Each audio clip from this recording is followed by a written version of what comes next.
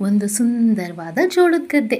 ಆ ಜೋಳದ ಗದ್ದೆನಲ್ಲಿ 3 ಮರಿ ಗುಬ್ಬಿಗಳ ಜೊತೆ ಅಮ್ಮ ಗುಬ್ಬಿ ವಾಸ ಮಾಡ್ತಿರುತ್ತೆ. ಒಂದು ಅಮ್ಮ ಗುಬ್ಬಿ ದಿನಾ ಬೆಳಿಗ್ಗೆ ಆಹಾರ ಹುಡಿಕೊಂಡು ಸಂಜೆ ಅಷ್ಟರಲ್ಲಿ ಗೂಡು ಸೇರಿಕೊಂಡು ತನ್ನ ಮರಿಗಳ ಜೊತೆ ಸಂತೋಷವಾಗಿರುತ್ತೆ.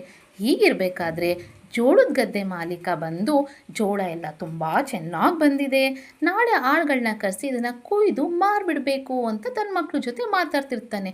ಇದನ್ನು ಕೇಳಿಸ್ಕೊಂಡಿದ್ದ ಮರಿಗುಬ್ಬಿಗಳು ಅಮ್ಮ ಬರೋದನ್ನೇ ಕಾದಿದ್ದು, ಅಮ್ಮ ಬಂದಮೇಲೆ ಅಮ್ಮ ಅಮ್ಮ ನಾಳೆ ಜೋಳನೆಲ್ಲ ಕೊಯ್ದು ಮಾರಿಬಿಡ್ತಾರಂತೆ, ನಾವು ಈ ಗದ್ದೆನ ಖಾಲಿ ಮಾಡಬೇಕು ಅಂತ ಹೇಳುತ್ತೆ. ಅದಕ್ಕೆ ಅಮ್ಮ ಗುಬ್ಬಿ ಏನೂ ಮಾತಾಡೋದಿಲ್ಲ. ಮಾರನೇ ದಿನ ಬೆಳಿಗ್ಗೆ ಎದ್ದು ಮಾಮೂಲಾಗಿ ಆಹಾರ ಹುಡ್ಕೊಂಡು ಬರೋದಕ್ಕೆ ಹೋಗುತ್ತೆ. ಆದರೆ ಅವತ್ತಿನ ದಿನ ಜೋಳದ ಗದ್ದೆ ಮಾಲೀಕ ಅಲ್ಲಿಗೆ ಬಂದರೆ ಯಾವ ಆಳುಗಳು ಬಂದಿರೋದಿಲ್ಲ. ಅದಕ್ಕೆ ಅವನು ತನ್ನ ಮಕ್ಳಿಗೆ ಹೇಳ್ತಾನೆ, ನೋಡಿ ನಾಳೆ ನೆಂಟರನ್ನೆಲ್ಲ ಬರೋಕ್ಕೆ ಹೇಳಿಬಿಡಿ, ನಾವೆಲ್ಲ ಜೋಳನೂ ಕಟ್ ಮಾಡಿ ಮಾರಿಬಿಡೋಣ ಅಂತ. ಇದನ್ನು ಕೇಳಿಸ್ಕೊಂಡು ಮರಿಗುಬ್ಬಿಗಳು ಅಮ್ಮ ಬರೋದನ್ನೇ ಮತ್ತೆ ಕಾದಿದ್ದು ಅಮ್ಮಂಗೆ ಈ ವಿಚಾರನ ಹೇಳುತ್ತೆ.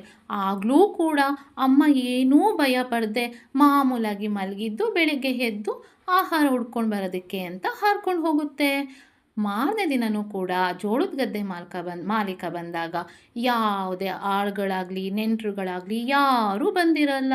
ಇದನ್ನೆಲ್ಲ ನೋಡಿದ ಮಾಲೀಕ ಹೇಳ್ತಾನೆ ತನ್ನ ಮಕ್ಕಳಿಗೆ, ನಾಳೆ ಬಂದು ನಾವೇ ಜೋಳನೆಲ್ಲ ಕಟ್ ಮಾಡಿಬಿಡೋಣ, ಮಾರಕ್ಕೆ ಹಾಕಿಬಿಡೋಣ ಅಂತ ಹೇಳಿ ಹೋಗ್ತಾನೆ.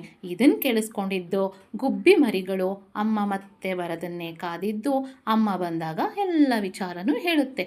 ಆವಾಗ ಅಮ್ಮ ಗುಬ್ಬಿ, ಹೌದು ಈಗ ನಾವು ಜೋಳದ ಗದ್ದೆನ ಖಾಲಿ ಮಾಡಲೇಬೇಕು, ನಾವು ಬೇರೆ ಗೂಡಿಗೆ ಹೋಗಲೇಬೇಕು ಅಂತ ಹೇಳುತ್ತೆ. ಈ ಕಥೆದು ನೀತಿ ಏನಪ್ಪ ಅಂದರೆ, ನಾವು ಯಾವುದೇ ಕೆಲಸಕ್ಕೂ ಬೇರೆಯವ್ರ ಮೇಲೆ ಡಿಪೆಂಡ್ ಆಗಬಾರ್ದು, ನಮ್ಮ ಕೆಲಸನ ನಾವೇ ಮಾಡಿಕೊಳ್ಬೇಕು. ಯಾವಾಗ ಜೋಳದ ಗದ್ದೆ ಮಾಲೀಕ ತನ್ನ ಕೆಲಸ ತಾನೇ ಮಾಡ್ತೀನಿ, ನಾನೇ ಬಂದು ಜೋಳ ಕಟ್ ಮಾಡ್ತೀವಿ ಅಂತ ಹೇಳಿದ್ನೋ, ಆಗ ಗುಬ್ಬಿಗೆ ಇನ್ನು ಡೌಟೇ ಇಲ್ಲ, ಈ ಕೆಲಸ ಆಗೇ ಆಗುತ್ತೆ ಅನ್ನೋದು ಕನ್ಫರ್ಮ್ ಆಗಿ ಗುಬ್ಬಿ ಮರಿ ಗದ್ದೆನ ಖಾಲಿ ಮಾಡುತ್ತೆ.